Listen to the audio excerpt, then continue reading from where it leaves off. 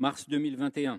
Un grand nombre de personnes ont réalisé que les individus vaccinés devenaient quasiment tous électromagnétiques à minima au point d'injection. Mai 2021. En Espagne, le docteur Pablo Compra découvrait par le biais de son microscope électronique à transmission la présence de milliards de nanoparticules d'oxyde de graphène dans les flacons Comirnaty de Pfizer. En Italie, les docteurs Gatti et Montanari découvraient les mêmes composants inorganiques avec leur microscope électronique à balayage environnemental. Ils ont également découvert plusieurs dizaines d'autres composants qui ne figuraient pas dans la liste des composants officiels déclarés par les sociétés pharmaceutiques. En Argentine, Lorena Di Blasi et Marcela Sangorin ont fait les mêmes découvertes, mais en pire s'agissant des métaux lourds et des composants non déclarés. 55 composants non déclarés, dont certains sont mortels.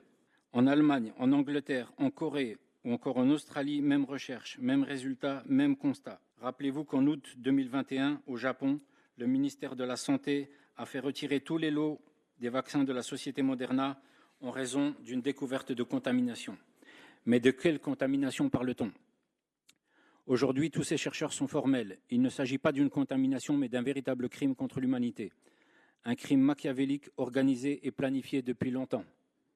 Ce que vous voyez sur ce poster, ce sont les meilleures images que nous ayons actuellement en notre possession. Ces photos représentent les nanoparticules disposées en nanoréseaux auto-assemblés. Ils sont présents dans tous les vaccins anti-Covid-19, peu importe la société pharmaceutique qui les produit. Sinopharm, Sinovac, Turcovac, n'importe. Les photos remarquables que vous voyez là nous viennent d'Australie et ont été prises par le docteur David Nixon. À votre avis, à quoi avons-nous affaire ? Je vous pose la question. Qu'est-ce que c'est que ça ? C'est ce qui se trouve dans les vaccins.